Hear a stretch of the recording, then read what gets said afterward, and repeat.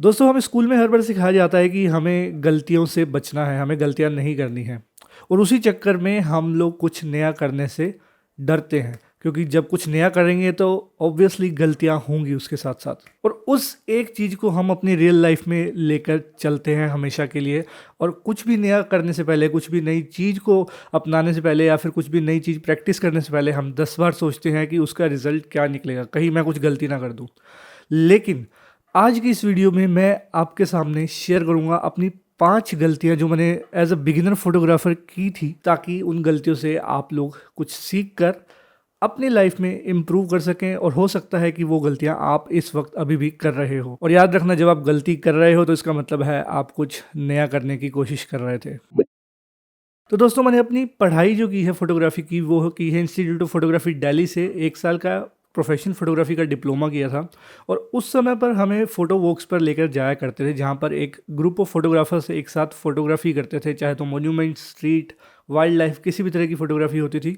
तो उस केस में मैं चाहे तो वाइल्ड लाइफ में जा रहा हूँ, या फिर ट्रैवल फोटोग्राफी कर रहा हूँ, या फिर स्ट्रीट फोटोग्राफी कर रहा हूँ, या फिर मोन्यूमेंट फोटोग्राफी, आर्किटेक्चर फोटोग्राफी कर रहा हूँ, मैंने आज तक किसी भी तरह की कोई प्लानिंग नहीं की अपने शूट के दौरान। इवन यहाँ तक कि फैशन फोटोग्राफी में भी जहाँ पर मुझे खुद को प्लानिंग करके ही जाना पड़ता है, वहाँ पर मैं स्टार्टिंग के अंदर बिना प्लानिंग के जाता था। और इसी चक्कर के अंदर मुझे अपना शूट प्लान करने को लेकर और लाइटिंग सेट करने को लेकर ही आधा समय शूट का यूं ही निकल जाता था। और उसी वजह से जब मैं फ्रस्ट्रेटेड होकर घर पे आकर चेक करता था अपनी फोटोज को, तो मुझे एक भी फोटो सिलेक्ट नहीं होती थी उसमें से। उसका रीजन क्या था कि मैं पहले से प्रिपेयर्ड नहीं था कि मुझे एक्चुअल में चाहिए क्या। लेकिन वहीं पर जब मैं इस चीज को सीखा धीरे धीरे, और इस चीज को अपनी प्रैक्टिस के दौरान प्रैक्टिस के अंदर उतारना चालू किया, शूट के पहले मैंने अपनी प्लानिंग स्टार्ट की।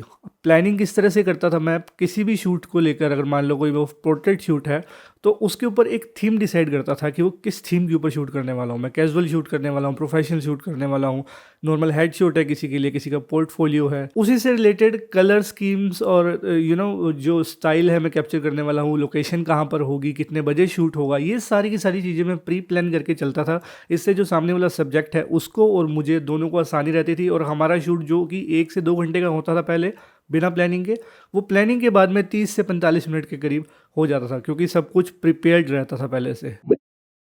आई एम श्योर आप में से बहुत लोग ऐसे होंगे जो एक फोटो कैप्चर करके और अगर उसमें रिजल्ट नहीं मिला तो मूव ऑन कर जाते होंगे। मैं खुद भी करता था, लेकिन अब धीरे धीरे मैं अपने अंदर पेशेंस लेकर आ रहा हूँ, क्योंकि photography is all about patience. आप कितना ज़्यादा इंतजार करते हैं एक शॉट के लिए, आप कितने ज़्यादा पेशेंट है। अगर आपको पता है कि वो शॉट उस जगह पर मिलेगा ही आपको, और सपोज आपने एक फ्रेम ढूंढ लिया और आप वेट कर रहे हैं किसी ह्यूमन बींग का, अब वो ह्यूमन बींग का ही जैसे ह्यूमन एलिमेंट या फिर किसी भी तरह का एलिमेंट उस फ्रेम के अंदर नहीं आ रहा है, और आप वहाँ पर सिंपल खाली फ्रेम को कैप्चर करके निकल लेते हैं, तो वो मेरे हिसाब से लैक ऑफ पेशेंस ही है। उसको अगर आप फॉलो करेंगे, पेशेंस को अपने अंदर लेकर आएंगे, तो शायद आपके शॉट्स और बेटर हो जाएं। आप याद करके देखिए अपने पुराने शॉट्स जितने भी कैप्चर किए हैं, उनमें से आपको कुछ ना कुछ किस्से ज़रूर ऐसे याद आएंगे जहां पर आप थोड़ा सा 5 या 10 मिनट का वेट करके उस शॉट को और बेहतर बना सकते थे। इससे पहले हम आगे बढ़े, लाइक में शेयर विद यू एक छोटी सी चीज़। मैंने स्किल शेयर के ऊपर अपनी 2 क्लासेस अपलोड की है। एक है इंस्टाग्राम के लिए, जो कि फोटोग्राफर्स को ग्रो करने में मदद करेगा इंस्टाग्राम पे, और दूसरी है लाइटरूम की ट्रेनिंग, जिसमें आप सिंगल फोटो के साथ में 5 डिफरेंट लुक्स क्रिएट कर सकते हो। और ये दोनों की दोनों क्लासेस को आप फ्री में ले सकते हैं सिर्फ 1 महीने के लिए। और आई गेस 1 महीने में आप दोनों क्लासेस ले लेंगे बड़ी आसानी से, क्योंकि एक क्लास है 1 घंटे की और दूसरी क्लास है तकरीबन 32 मिनट्स की। तो अगर आप इंटरेस्टेड है लाइटरूम और इंस्टाग्राम सीखने के लिए, और साथ ही साथ स्किल शेयर की और भी बहुत सारी क्लासेस लेने के लिए, तो आप मेरे नीचे दिए गए लिंक पर क्लिक करके मेरी क्लासेस को ज्वाइन कर सकते हैं, और 1 महीने का फ्री सब्सक्रिप्शन भी आपको उसके साथ में देखने को मिल जाएगा। चलिए इस वीडियो को कंटिन्यू करते हैं। मुझे अभी भी याद है जब मैंने 2014 में अपना पहला कैमरा लिया था, जिससे मैं आज भी शूट कर रहा हूँ, कैनन का 600D। तो उस टाइम पर जब मैं फ़ोटोज़ खींचता था अपनी, और जब घर पे आके उसको अपलोड करता था इंस्टाग्राम पे, तो वो फ़ोटोज़ को मैं कंपेयर करता था इंडस्ट्री के एक्सपर्ट से, जो कि ऑलरेडी 10 साल से काम कर रहे हैं इंडस्ट्री के अंदर। तो उसकी वजह से मुझे काफ़ी ज़्यादा अजीब सा फील होता था कि यार मैं इनकी तरह फ़ोटोज़ क्यों नहीं खींच पा रहा हूँ, विदाउट नोइंग कि मैं क्या इक्विपमेंट यूज़ कर रहा हूँ, मैं कैसे लाइटिंग यूज़ कर रहा हूँ, मेरे को नॉलेज कितनी है अपने इक्विपमेंट्स के बारे में या फिर फोटोग्राफी के बारे में। उसके बिना मैं सीधा कंपेयर कर लेता था उनसे कि मुझे यार वैसी फ़ोटोज़ खींचनी है, मैं वैसी फ़ोटोज़ क्यों नहीं आ पा रही है मेरी अभी तक। सो उस चीज़ की वजह से मुझे काफ़ी ज़्यादा डीमोटिवेशन होती थी, और मैं मतलब कुछ टाइम के लिए फ़ोटोग्राफी मैंने छोड़ दी थी एकदम करनी। सो जब धीरे धीरे मैंने इन चीज़ को सीखा कि अपने आप को कंपेयर करने से आप सिर्फ अपने आप को पीछे कर देते हो बाकी लोगों से, उस दिन से मैंने अपने आप को किसी के भी साथ में कंपेयर करना छोड़ दिया है। सो फोटोग्राफी में किसी भी तरह का किसी का कोई कंपटीशन नहीं आता है। अगर आप कहते हो कि दिस वर्सेस दिस फोटोग्राफर, तो मेरे ख्याल से वो एक बेवकूफ़ी है, क्योंकि कभी भी आप दो फोटोग्राफर्स को बीच में कॉम्पीट करवा ही नहीं सकते, क्योंकि उनका अलग माइंड सेट है, उनके अलग लाइफ के एक्सपीरियंसेस हैं, उनकी अलग नॉलेज है रिगार्डिंग द फोटोग्राफी। फोटोग्राफी का एक्चुअल मतलब ही है कि आप दुनिया को किस तरह से देखते हो उसको दुनिया के सामने पेश किया जाए। तो हर इंसान की आंखें अलग होती है, दिमाग अलग होती है, सोच अलग होते हैं, उनके जीवन के एक्सपीरियंसेस अलग होते हैं, बचपन से लेकर बड़े होने तक उन्होंने क्या क्या फील किया है, वो सभी चीज़ों को हर इंसान अपने फ्रेम में उतारने की कोशिश करता है। तो दो इंसानों के एक्सपीरियंसेस सेम कभी भी नहीं हो सकते। तो कभी भी आप अपने आप को किसी दूसरे फोटोग्राफर के साथ में कंपेयर बिल्कुल मत करना, चाहे वो आपसे कम नॉलेज रखता हो या फिर आपसे ज़्यादा नॉलेज रखता हो।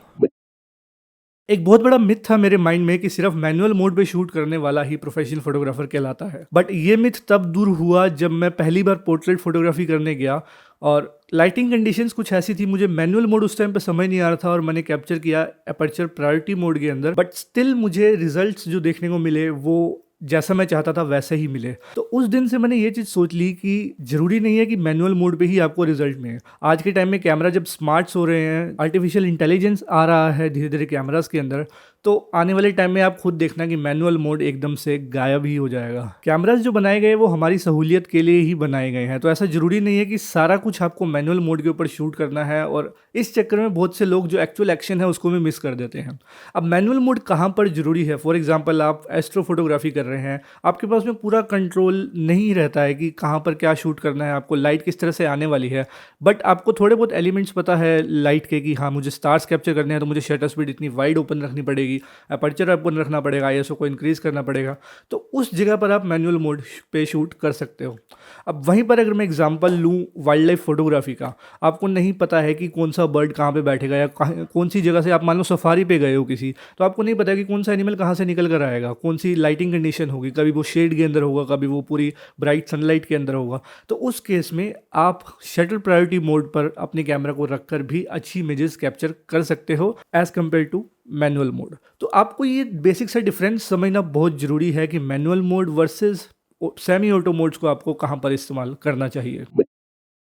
मुझे मैक्रो फोटोग्राफी के बीच में शौक चढ़ा था, बट वो मैक्रो फोटोग्राफी के लिए मुझे वो अननेसेसरी गियर लगा जो कि थी एक क्लोजअप रिंग, जिसमें आपके लेंस के आगे छोटे बहुत लेंस लग जाते हैं और उसमें आप मैक्रो फोटोग्राफी कर सकते हो, लेकिन उस लेवल की नहीं कर सकते जैसी आप एक्सपेक्ट करते हो। अब अच्छी मैक्रो फोटोग्राफी के लिए आपको अच्छा मैक्रो लेंस चाहिए, जैसे कि 100 mm आता है कैनन का। तो उस केस में अगर आप सोच रहे हो कि उस क्लोजअप रिंग से, जो कि तकरीबन आपकी 1000 रुपये तक की आती है, उससे आप अच्छी उस क्वालिटी की फ़ोटोज़ कैप्चर कर पाओगे, तो इट इज़ नॉट पॉसिबल। तो ये एक अननेसेसरी गियर था जिस पे मैंने 1000 रुपये वेस्ट किए। ठीक इसी तरह की सस्ती चीज़ों के अंदर, सस्ते चीज़ों के चक्करों में मैंने अपना बहुत सा नुकसान किया है स्टार्टिंग में। जैसे कि सस्ता ट्राईपोड ले लिया, तो सस्ते ट्राईपोड में क्या हुआ, एक दिन मैंने कैमरा लगा रखा था यूं ही और मैं कुछ कैप्चर कर रहा था, मैं मनाली ट्रिप पे गया हुआ था, तो उस दौरान अचानक से तेज़ हवा आई और ट्राईपोड काफ़ी सस्ता था वो बोला, चांदनी चौक से मैंने 1200 रुपये तक का लिया था, और हवा मेरे ट्राईपोड और कैमरा को एक साथ लेकर चली गई और मेरा जो लेंस था वो टूट गया। सो मुझे एक 2-3 हज़ार रुपये के इन्वेस्टमेंट के चक्कर में अपना 17,000 का लेंस का नुकसान करना पड़ा।